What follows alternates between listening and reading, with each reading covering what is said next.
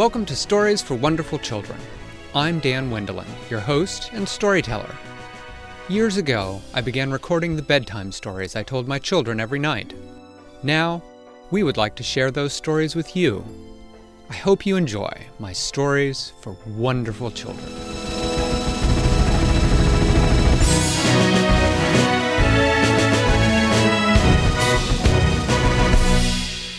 Once they had reached the safety of the ice caves and had a chance to catch their breath, Flippo turned to Flip-Flop.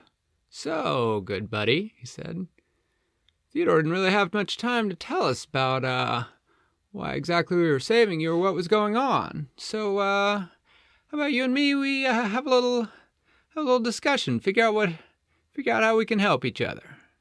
Flip-Flop sighed. "That would be wonderful," he said. "Haven't had a chance to catch my breath since this whole thing started."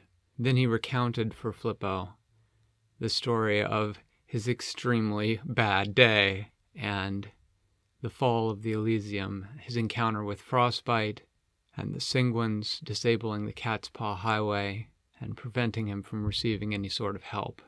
"Who is this anyway?" said Flip-Flop. "I've never even heard of frostbite. I mean, I know there are frost fairies, but and what are those white things?" "Oh, yeah. It has been a strange few months here in the South Pole." Said, "No, normally there are always frost fairies around, you know. They like the cold, we like the cold. We don't bother each other much.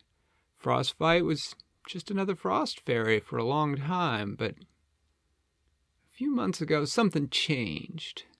I think it had something to do with him and a bunch of Sanguines found something, probably deep in one of these ice caves. Some kind of crown. It looks like it's made out of ice, and after he found that and started wearing it, that's when the trouble began. He said suddenly there were Sanguines everywhere. They were just flocking in like they couldn't resist him, and he had gotten so much more powerful, built himself a big ice palace out south of here." "Huh," said Flip-Flop. "That must be where he got the kind of power that made him think that he could attack the Elysium." "Yeah," said Flippo. "So, what's that thing you've got there?" Flip-Flop looked down at the cat gem sitting on the ice next to him on the floor of the cave, glowing a sort of dull red color and seeming to fade even as he watched it. "This," he said, "this is the cat gem. It's supposed to be filled with the essence of everything that makes us cats, and it's what creates the Elysium. It's what controls the weather to make it warm and let everybody have a good time." "Ah, all right," said Flippo. "That sounds great. I like having a good time. So, is it supposed to be all dull red like that?" "No," said Flip-Flop miserably. "No, it's supposed to be bright and yellow like the sun. I don't know what happened to it." "Huh," said Flippo. "Well, sounds to me like you've got a couple problems. You've got frostbite and all the Sanguines who don't want you around, and all his newfound powers, and then you got yourself a sick little cat gem there. So, you have a plan?" "No," said Flip-Flop miserably. "I've made a terrible mess of things. I am a terrible guardian of the Elysium." "Hey now, hey," said Flippo. "Come on. You just had a hard day. Why don't you sleep on it, and come morning, maybe something will occur to you." So Flip-Flop curled up around the cat gem. Flippo and the other penguins snuggled up next to him to keep him warm through the long night, and he slept surprisingly well. When he woke the next morning and stood up, stretching with a great cat yawn, he was surprised to discover that Flippo was correct. Some ideas had occurred to him. "Flippo," he said, "I need to get back into the Elysium. I'm the jokester of the cats, and I've left all my jokes behind. I need to get back in. I have some things I need." "You bet," said Flippo. "Listen, I need to go get some more penguins. If we're going to deal with this many Sanguines and go after frostbite, we're going to need a lot more penguins. But, Layla here will take you." "Yeah," said Layla. "I'd be happy to take you, Mr. Flip-Flop. So, you know how to belly slide, right?" said Flip-Flop. It's easy, said Layla. Just do this. And she promptly flopped down on her feathery, smooth penguin belly and slid across the floor of the ice cave. I'm not sure. Oh, good buddy, said Flippo. You can do it, no problem. Yeah, said Layla. Come on. So Flip-Flop took a running start and flopped down on his belly and slid a foot or two. No, he said, it won't work. Tiger bellies just aren't designed for sliding. Layla looked over at Flippo. Flippo sighed. Layla said, all right, well, we'll walk then. It's going to take a while. It's fine, said Flip-Flop. And so they set off through the ice caves.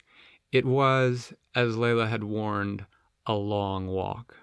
But when they finally arrived at an opening of the cave, they were looking down on the icy valley that had once been the Elysium. Flip-Flop looked down. There were penguins everywhere. How am I going to get in there? He asked. Well, said Layla, I'd be happy to provide a distraction. Are you going to be okay? Oh, they can't catch me, said Layla. I'm going to slide right by them. And that's what she did.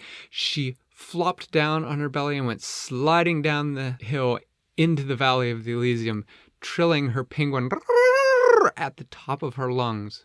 Flip-Flop watched as the penguins turned, spotted her, and began to launch themselves into the air towards her.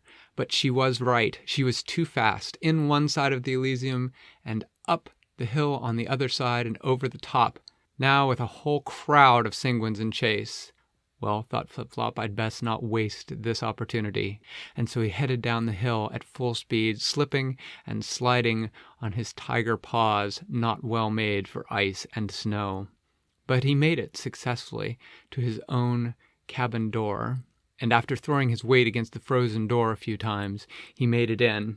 There he found his portable pack of practical jokes, and slinging it over his back, he grabbed one last thing, taking a moment to warm it with his breath to make sure that it wasn't frozen solid, and then stepped back out.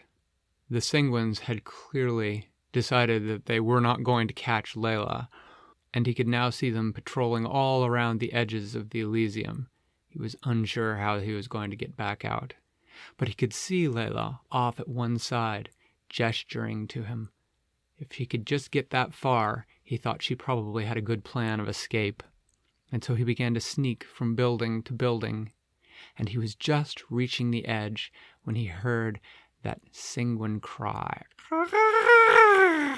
coming from just in front of him. He peeked around a building, and it was there, waiting for him, its white eyes and white beak and white feet, unnerving him. But he stepped forward and said, "Hey, have you ever seen a flower like this one?" And the penguin leaned forward to look at the flower that was on the front of him and leaned right into a face full of water. As soon as that fake flower squirted water on it, it dissolved in a poof of snow. Flip-Flop began to run. The way was now clear to Layla at the edge. He could hear them behind him now, sounding the alarm. Layla said, "Come on, Flip-Flop." He was running as fast as he could, but on the ice and snow he looked back. The penguins were launching themselves into the air. He was never going to outrun them.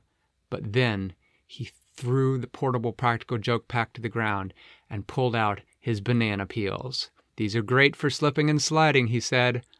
"All right," said Layla. Flip-Flop threw the banana peels to the ground, grabbed up the practical joke pack, threw himself on them, and was sliding across the ice with almost the ease of a penguin. Quickly, he and Layla were across the ice and at the entrance of another ice cave. He looked back. The penguins were approaching, but they were never going to catch them now. With his banana peels, he followed Layla through the cave, sliding along their icy floors, taking branching tunnels left and right, and soon they left the penguins far behind. Before he knew it, they were sliding into a cavern full of penguins. Flippo at the front. "Hey, good buddy," he said. "How'd it go?" "Really good," said Flip-Flop. "I think I've got what I need. I'm ready to go pay Frostbite a visit." "Excellent," said Flippo. "And you learned how to slide. Let's go." With the aid of his banana peels, Flip-Flop now had no trouble keeping up with Flippo and the other penguins as they traveled through the ice caves, arriving finally at a cavern exit high above a plain. As Flip-Flop moved forward and looked down, he could see that the ice and snow of the plain below seemed to be moving, and then he realized that what he was looking at was hundreds of penguins, filling the plain, and then in the center of them, a great castle of ice rising above it.